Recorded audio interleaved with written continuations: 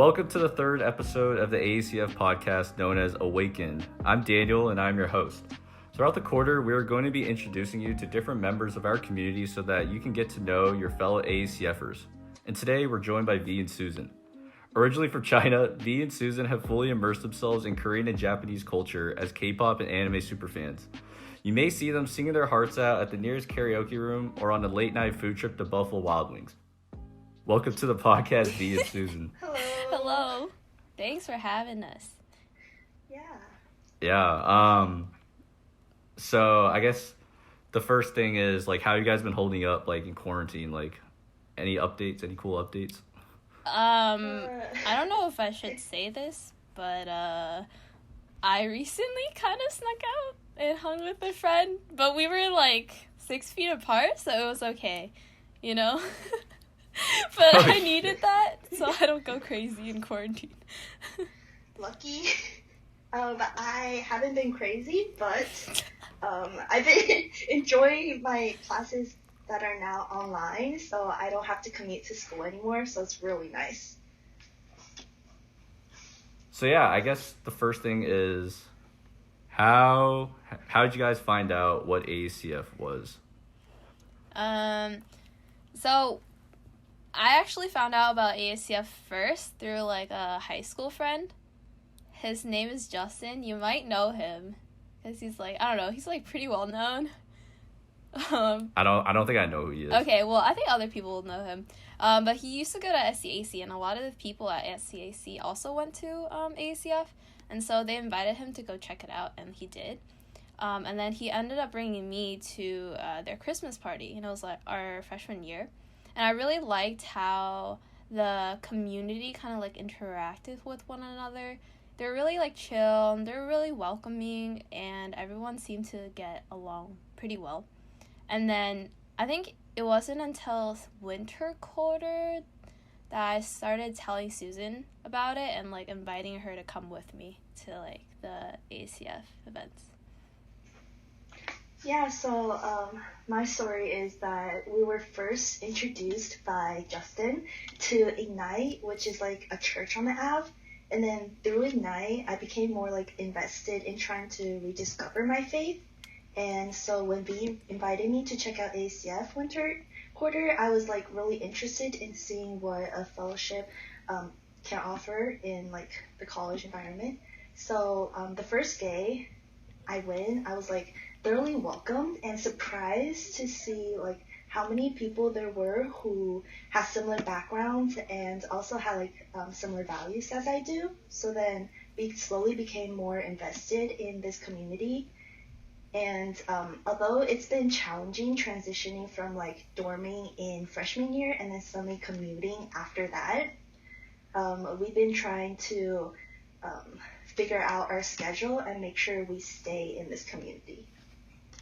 No, yeah, that sounds interesting just because, like, I remember when I was first introduced, like, I don't know, I feel like your guys' transitions were a lot, like, smoother than my transition.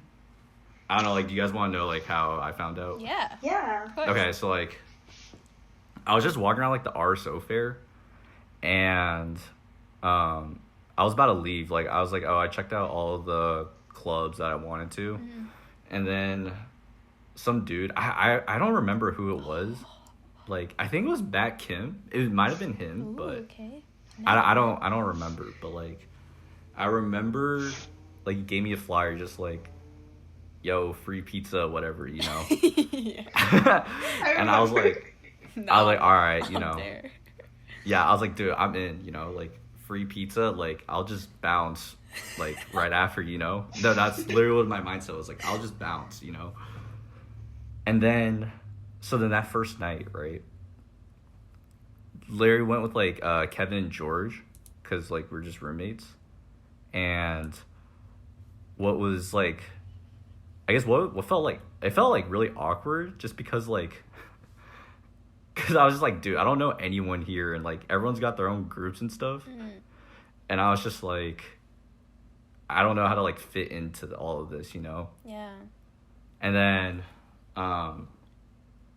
And then so we were kind of just like sitting there the whole night with like it was like me, Kevin, George, and then Angie and Annie were also there. And then I think like 20 minutes before like it ended or whatever, like Steph kind of like talked to us for a little bit. Ooh. And so that got like the wheels turning a little bit. Mm-hmm. And then but like after that I was just kind of like, nah, I think I'm not gonna stay, like, you know. But Mm-hmm. she just kind of kept pushing us, so I was like, whatever, I'll just go. Oh, wow. Thanks to Stefan. Yeah, I know. That's so cool. I remember back in like freshman year, we were kind of like that too, because like I was pretty new in my faith as well. I had only recently became a Christian in like literally freshman year, and so I was just like, you know, this is like weird. I'm not used to it. I'm not used to like this kind of environment or these kind of people. And like a lot of the things they would talk about, like about faith and Christianity, I didn't really understand at that time what like those terms really meant. And so it was nice because in freshman year we had freshman women's small group, and it was led by Belita and Janice at the time. Yeah.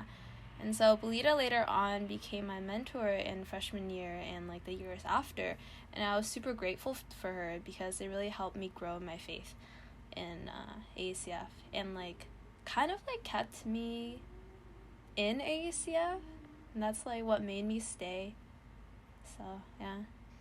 No, I agree. Like the mentorship program definitely like held us a little more accountable for staying in this community. Like my mentor was Janice, and then like I met her like a lot, so it was really nice to have someone there to integrate you into this new environment.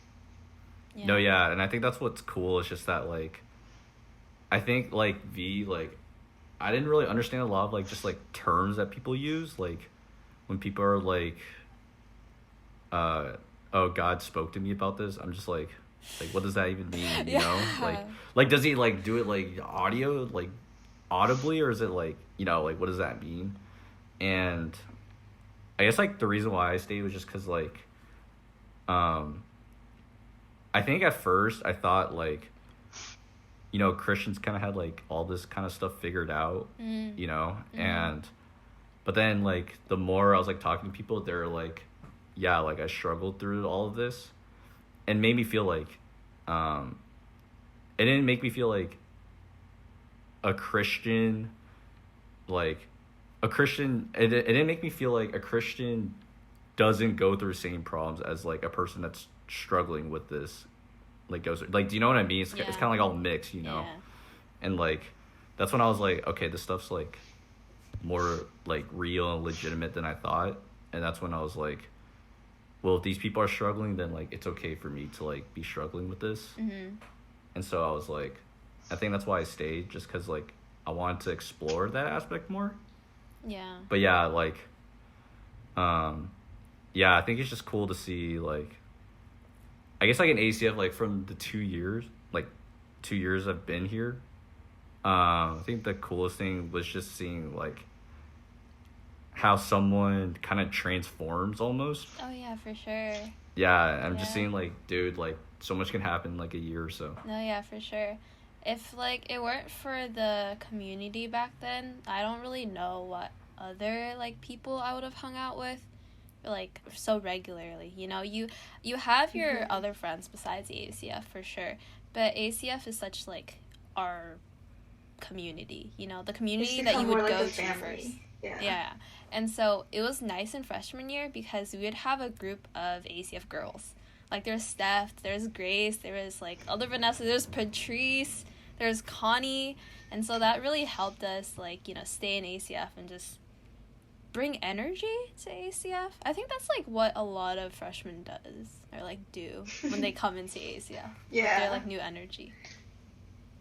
No, yeah, definitely. And like, I mean, I guess like, what was I gonna say? I had a thought, but what is it? Like, I guess like when like we came, like everyone was like you guys like are bringing almost like too much energy in the sense that like Chaotic energy. yeah, just like chaotic energy. And it was just like, but I mean, yeah, it's just to see like who we kind of get each year. I feel like that's like really interesting to see. Like, I don't know, I feel like we're different, like sophomores. Mm-hmm. Like, we're a lot different from the freshmen. Yeah. In the sense that like, yeah, I feel like the freshmen are a little calmer than us. And like, no offense, but yeah. But, yeah, but it's just cool to see like the different personalities, you know. Mm-hmm. Mm-hmm. Yeah. It's interesting because like this year, I told Lee at the beginning of the year, I was a little afraid of your year because of how chaotic you guys are. But then after like I started going more and more and then getting to know each other or you guys more and more. I was like, oh, after during the what was it, senior sophomore hangout, I was like, oh, they may be chaotic, but they're also like really fun to be with. So yeah, I was less afraid of you guys after that. Nah, I mean, that's just what we try to be. We just try to have fun, you know. But I think it's cool because, like, you know, within a year, like, you guys really changed a lot and you guys really, like, matured a lot. And that's, like, really cool to see, you know, just that, like, change. Yeah. Yeah, it's just crazy to see, like, yeah, how much, like, 1 year can just change you so much. And, like, yeah, if you had told me, like, 2 years ago I'd be doing something like this, like, I would have been like, hell no, dude. Yeah. Like, nuh-uh, that's for someone else. Yeah, like, no way. Like, that's crazy. Yeah, just on speaking of community, like, you guys, like, I heard, like, you guys like doing, like, really, like, spontaneous, like, late night hangouts. And I guess from, like, all of those, like, hangouts you guys had, like, what's the most, like, impulsive, like, decision you've made, but, like, it helped create, like, a very memorable experience? I'm, like, a pretty spontaneous person. I think, like, anyone you really talk to and, like, ask about me, you would, like, know that I do things, like, very spontaneously. Because I'm usually the one that makes, like, the plans in our group and, like, asks people to hang out. And so for me, it's just, like, natural. Like, hey, do you want to do this? Like, tomorrow? They'd be like, oh, sure, I'm free at this time. I'm down. I'm like, okay, cool. It's just, like, stuff like that. I think Lewis knows this, like, a lot because we spontaneously hung out a lot during, like, sophomore year or junior year or both. And we'd always get boba, and we always do, like, mini photo shoots and stuff like that, and just kind of, like, explore Bellevue, I'd say. But, in winter quarter, I went out with my friends Randy and Calvin a lot. We went out to, like, Buffalo Wild Wings pretty late at night. It'd be, like, 11 p.m. or, like, 12 p.m. And we would just order wings and, like, sit there and just, like, talk about deep stuff and, like, life stuff, you know? Because I feel like in the daytime, it doesn't really set the mood for a lot of deep talks. So, like, late night is when, like, you know, like, simp hour comes out or something. No, yeah, like, honestly, like, I think late night is just when, like, you kind of let your guard down a little bit. Like, yeah. You're kind of just, like, screw it. Like, I mean, y'all are here, like, you know, it's a time to, like, get closer, especially when you do, like, spontaneous and see that, like, people are so, like, well receptive to that. Yeah. Then, like, yeah, I definitely feel like people are just, like, yeah, like, everyone has the same goal and just, like, getting closer in a sense. Or else you, like, why would you even do that in the first place? Like, you know, and it's just, like, yeah, I think that's really cool to see just because, yeah, like you said, like, simp hours, you know, like, yeah, but that's when people get in their feels. exactly. But in regards to, like, spontaneous or, like, the most memorable experience, I would say it'd be the concerts I've been to. I think it was sophomore, junior year. No, I think it was last year, junior year, yeah. I was talking to this one friend, and he was telling me how he was going to see Alan Walker the next night, right? And I was just like, oh, cool, like, have fun. And then all of a sudden, he offered to give me a free ticket to go with him. He was like, hey, I have an extra ticket. Like, would you be interested in coming, like, with me? And I'm like, I've never really, like, been to an EDM concert or, like, those kind of concert, but I'm down, you know? It's a free ticket, like, why not? So, yeah, we went, and it was, like, a pretty low-key thing, but it was also really, like, similar to, like, EDM vibes or, like, rave vibes. We'd see, like, a lot of people dress up in that kind of attire, but it was, like, pretty chill and pretty, like, hypey. Yeah, another one would be in fall quarter, one of my friends, we were looking at J Park tickets because J Park is coming to Seattle, right? And we were like, the tickets are too expensive. And then my friend, on the day of, he found tickets that were, I think, like, even lower than what they were, like, selling it for or something.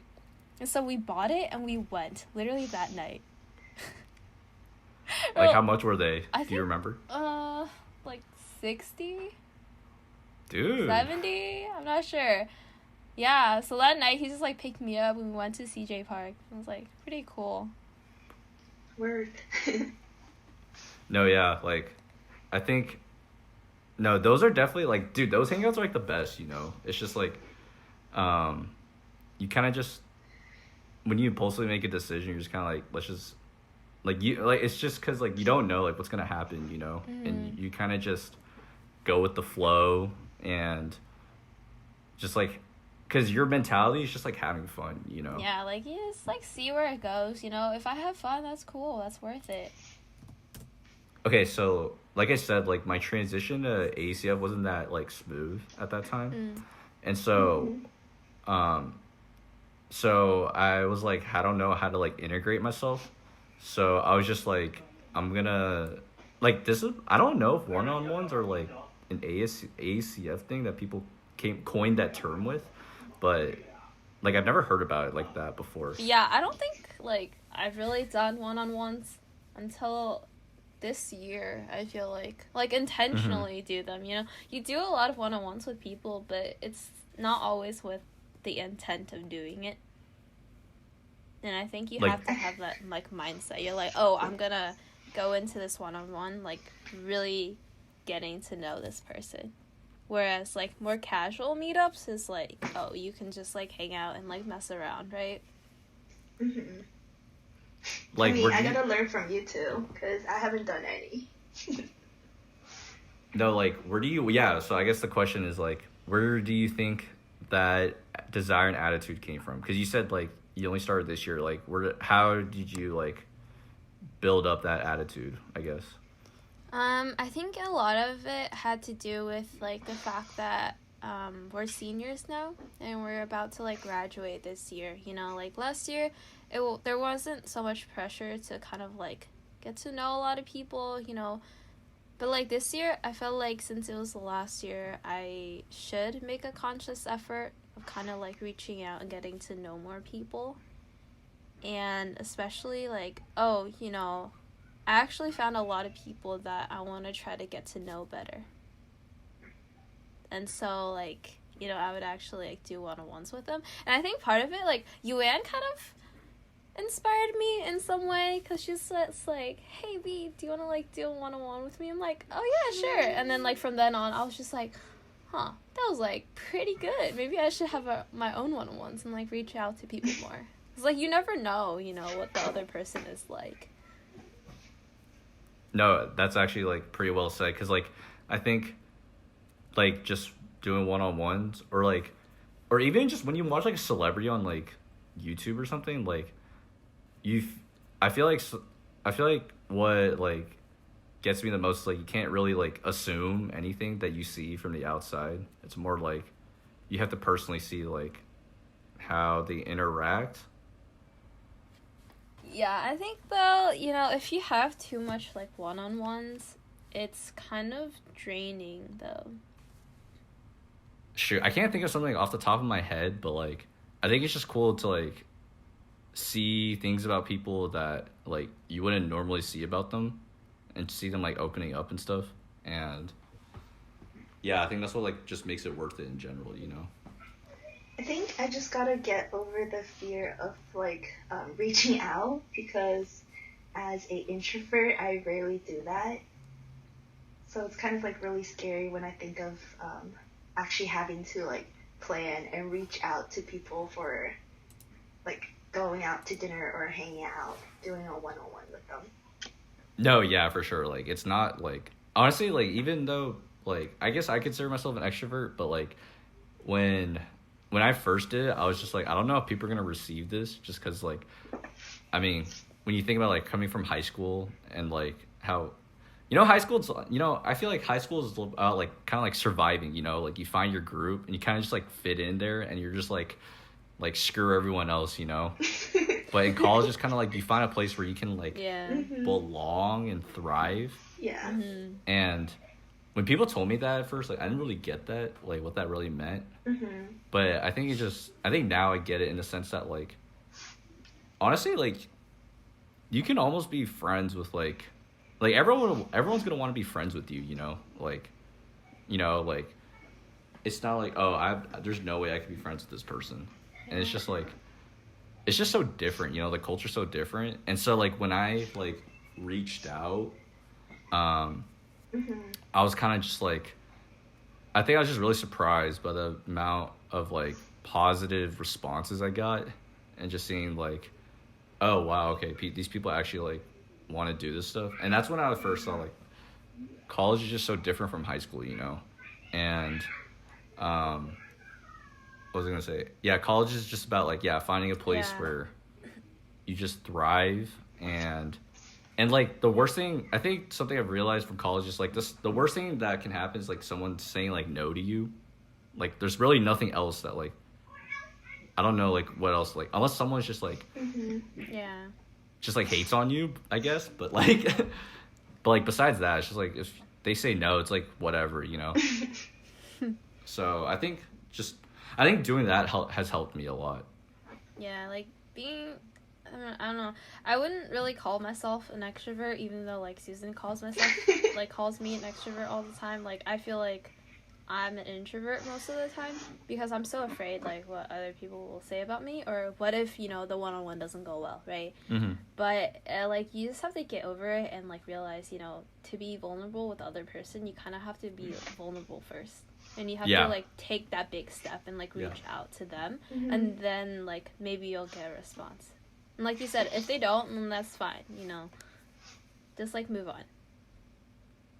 Yeah, and I was just kind of like, it's kind of like they say no, like you just like don't take it like personally, Like it's not like like most of the time it's not like they hate you or something. It's just like it's like something else. But yeah, I guess like speaking on that topic of like you said, Susan, like you said you're an introvert, like so I guess I'm wondering, because like you were originally from China and you came and moved to Pasadena, is that correct? Yeah.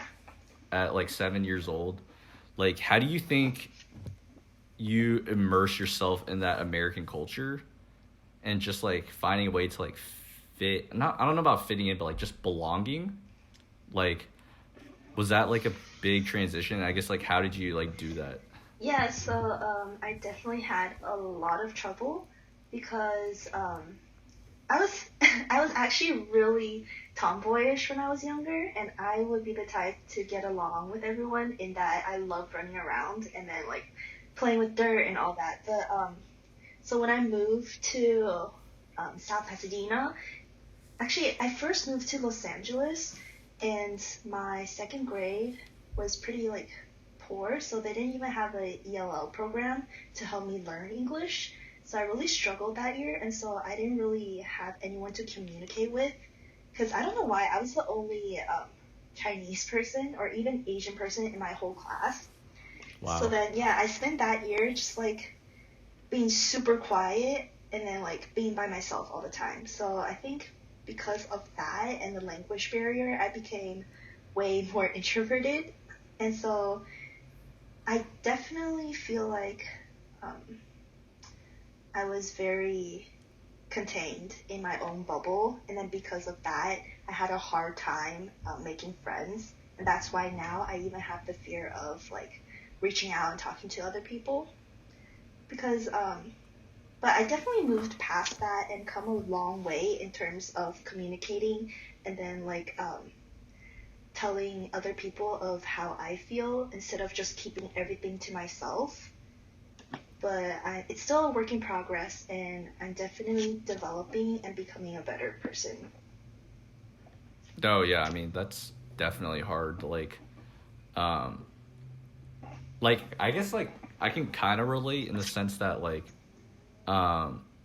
in second grade I moved to China for like 2 years because like my parents they just had, I don't know, I guess they had like business out to do there, not like sus stuff or anything like that, but like not like sus stuff with the government or anything, but like yeah. And I mean luckily for me I went to like an international school, but like it was just really hard to like I guess like talk to like the Chinese kids at all. But like I mean obviously there were people that could speak English, but like to like try to like relate with the people that spoke Chinese was like so hard, just because I think something that's interesting is like when you go to like a foreign country and you like hear someone who speaks like just an ounce of like the same language as you do, or like similar languages, then like you almost like become friends with that person like instantly, just because like that's so true. Yeah, just because like it's just like, yo, like I can at least like, dude, just like knowing like a couple words, like I can already like relate to you so much more than like these other people. And like so yeah, I guess I was wondering like how did you really immerse yourself in that American culture, just like because like you said, like how'd you learn, like how'd you just like get past that language barrier and just immerse yourself in the American culture, because you said like there was no like specific English program for you? So after living in Los Angeles for like a year, I moved to South Pasadena, and there they had a ELL program, and also because in a class of 30, there was at least 15 Asian people there. So because of the changing environment, I was able to like better integrate myself in, as you said, the American culture. So I feel like definitely environment plays a huge role in integrating into a new community. And that's another reason why I was so drawn to AACF, because like I said before, there were people who had similar background, and I could definitely relate to them, as you've said. I feel like just in general, like you just kind of relate to people that like are just more similar to you in a sense, you know? And like, and that's why, I mean, yeah, like I said, like I relate to like Asians definitely more than like white people, not because like but just it's just because like I don't know, I guess like the humor is like the humor and just like connections and like interests are just much more similar than with like any other race. And yeah, in a sense like you, like it's just easier to see like, well, here are like a group of Asians, like, and this is something, and they like hang out on like a regular basis, so like, so then I was like, okay, this is something I might be able to like immerse myself in. And yeah, and I guess like the same thing, like when you start adapting, like both of you, because like both of you were originally from China and you had to like overcome the language barrier, like when you look back at it now and you look back and you see like now, like just with like K-pop and anime and stuff, like how much easier is it to like pick up on like those languages now that you've overcame like one of them? I would say like learning languages in general is still like pretty hard, but I had like a really big phase in high school and like middle school where I was pretty into K-pop, and I kind of like died down in college as like years went by. But at that time I was like, you know, on top of the newest songs that released, on top of any like new bands that came out, or like just like watching like Korean dramas and stuff like that in general. And you kind of come to learn kind of like phrases here and there, but you can't really like speak it, you know, in the way that you would want to. Like you can't actually like speak in like the Korean language by just like learning through that. Right. But I learned to pick up like phrases and be like, oh, like I could say this, and they'd be like, oh my gosh, like you know that phrase? Like, oh my gosh, you know Korean? What the heck? No, yeah, it's just like that's what I'm saying. It's just like a language barrier like being broken, you know, and like I guess like for someone that like obviously like I'm not into K-pop, so like I guess like for you guys like how like what about K-pop like really appealed to you? Was it just like the music in general, or is it the fact that like, or is it something else? Off the top of my head, I'm not really sure because a friend introduced me to K-pop a while ago, and I just thought it was different from like American music. It was way more, I would say like upbeat Yeah. and like poppy and like kind of like more like bright. And it helps that as a teenager and you see a group of hot guys, right? There's no appeal in that. Yeah, for No, sure. that makes sense. No, yeah, that makes Yeah. sense. Dang. Yeah, because, like, I guess, like, as big as it's gotten, like, I guess, like, I'm more like a lyrical person. Like, I kind of want to see, like, what the message is kind of about. So, like, when I look at K-pop, I kind of, like, I don't know, like, how to relate to it in a sense, just because, like, I don't understand it, you know? Yeah, I think for like me, I like to listen to like you know how on YouTube they have those like lyrical like music videos? Yeah. And they're like sing it and they have the lyrics and like translation on Yeah. the bottom. Like I would listen to the song that way and then like read the lyrics at the same time, and I'd be like, oh, this is what they're trying to convey in the the song, right? And I'm like, oh my gosh, this is actually a really, really good message or a really deep message, and that like relates to me. If I'm like feeling sad, if I'm feeling happy, you know, and it's like stuff like that. I'm just like, oh, okay, that's like pretty cool. And so I have that translation in my head the next time I listen to that song. Yeah, same. No. But like in middle school, similar to me in like middle school or high school, it was really big on K-pop, but like because as you said, like I don't really understand the language. So like eventually since then I've started like listening less and less to K-pop and started listening more and more to like English songs and also Chinese songs, ones that I could actually understand. So like, but however, like it doesn't stop me from like listening to the upbeat pop music. Like K-pop just offers some sort of like happiness that I don't know what about it, but it just makes me happy when I'm listening to it. Yeah. It's also really nostalgic if you That's go back true. and like listen to old songs. Yeah. You're like, hey, let's go, Big Bang! Woo, 21! And the dances are really cool too, so. Yeah.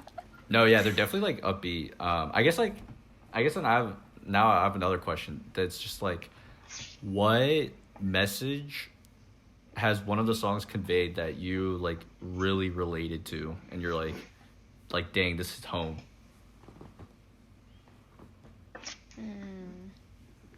I think I need to go through like my list of songs for that, but like I know the reason why like, you know, like the band BTS has gotten so big is because of their message of like loving yourself, you know, like loving who you are instead of like trying to become someone else, right? You learn to like love and accept yourselves, and that's like how you can like spread love and positivity through the world. And that's like a message that resonated with a lot of people. I mean, like personally, like that's a good message, but it's not like a lot of their songs has really like hit me in that way. Like there's no like songs that particularly like stand out for me that represents that message. I mean, I had phases, and then I think it was during like last year or the year before, there was a rap song, and I think it was called Barcode by Hu and Vanessa. Yeah. But it was basically talking about like there's two rappers, right? And then one rapper had a really positive outlook in life.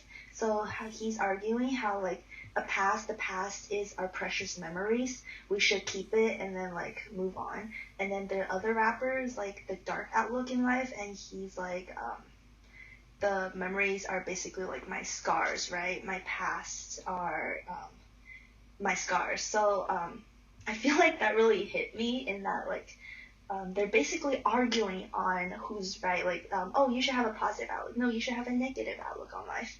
And then so it's like, oh, in the end, I realized no matter which one it is, there's always like someone else out there with the same similar situation or like similar outlook in life as I do. And then it's always there. Like, we should always support each other through the hard times. So yeah. No, definitely like loving yourself is definitely like, I think it's something like people kind of look down upon just because like, I think sometimes people like mix up like loving yourself and like being like full of yourself. And like, I think just knowing that like it's okay to like you shouldn't like downgrade yourself, you know? Like you shouldn't like be like, oh, I can't do this or I can't do that. And it's just like, no, yeah, and that definitely makes sense in the sense that like you at least like one way or the other, you know, someone out there is going through the same thing as you. Mm-hmm. No, yeah, that definitely makes sense. Yeah. Okay, I guess we can move on. So you guys were co-captains of the tennis team, is that correct? Back in high school? Yes, sir. Yeah? Yep. Like, I guess when you think about being like a co-captain, like when you think about like outsiders who don't play tennis, what's like one of the more like annoying things that you guys get frustrated about when people talk about tennis? I mean, usually I don't think we talk about tennis that much. So I don't have any like pet peeves about like what people say about tennis. Because I personally don't know that much about it either. I just like playing it. Yeah. I think for us it's more like a recreational thing. Mm-hmm. Like we don't really I don't want to like say it in a bad way, but we don't take it like super seriously. Yeah. Right? No, that makes sense. Yeah. So for us, like, you can say whatever you want to say. Like, we feel like we don't know enough to kind of like defend that. Mm-hmm.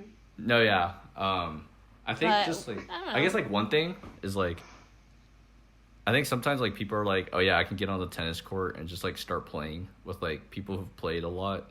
And I'm like, I'm not sure about that, you know? Like, do you think like a beginner, like, don't you think a beginner kind of needs to play with like a person with the same skill set just so, or else like it's gonna be really hard to like really learn, right? I think one of the things that, I don't remember who told me, I think it was Joe that told me, but if you play with someone that's like a higher skill level than you, that's like not that fun. But if you play with someone that's like similar skill level, then like you have more fun and you kind of like improve more. Because it's not just like a one-sided thing, right? Yeah. Mm-hmm. And like you learn from each other. Yeah. I mean, but like I think it's like for me, I think it's the opposite. I mean, it might not be more fun for the person who's like a super good at playing tennis. But like if I were the beginner, then learning from someone who has more skills is like more productive than like mindlessly playing with like someone else who's like around the same level as you are. Because like you're both beginners. What do we do, Susan? I mean, so like for us, for example, if like we were learning from the coach versus if we just mindlessly went in a court and then started right rallying, then we really wouldn't be able to like improve that much. Yeah, I think what Joe was saying was like, if I'm understanding it might right. not be him. I'm sorry. Okay. Joe. Whoever said that, I think they're probably saying like when you like actually like play like rally, it's probably hard to rally with someone that's just like higher skill level than you, just because like they're gonna like wreck you, you know. Yeah. No, I'm just thinking, because you guys were like co-captains, like how do you think like leadership, how do you think your leadership style is different like from like on a tennis court than like, I don't know, let's say like worship or like Susie, you were president of the Chinese club, right? Oh yeah. Like, how do you think those leadership styles like differ? So actually, if I were to compare like leading in like the Chinese club and also like being captain of like the tennis team to like, not that I'm a leader at AACF, but like if I were to compare those two, then I think in AACF or a fellowship, it's more about like the community and how like, for example, even the core members in AACF, like they delegate roles and also assign like people to be in charge of smaller events. So then that really gives like other people the chance and the power to be able to immerse themselves in a community more.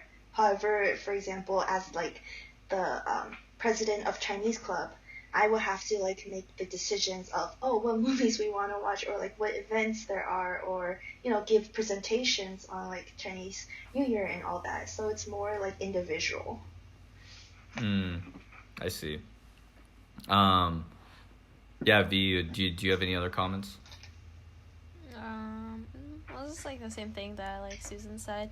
Like ACF is more of like a collaborative effort. Like, like people on core, they can't handle everything. Like all the events that happen in ACF, that's just like pretty impossible for just like a one single team to kind of do all that. So that's why they get like you guys to plan like bad, sad, senior send-off, for example, men's conference, like sophomore, senior hangout, freshman, junior hangout, and stuff like that. And they kind of like do that and ask people to do that so they can be part of the community more, have like a sense of belonging instead of just like, oh, I'm attending these events. Right. And yeah, and like because like we kind of emphasize that a lot, it's just like it gives people more like chances to like contribute and like participate in things that they just might be interested in.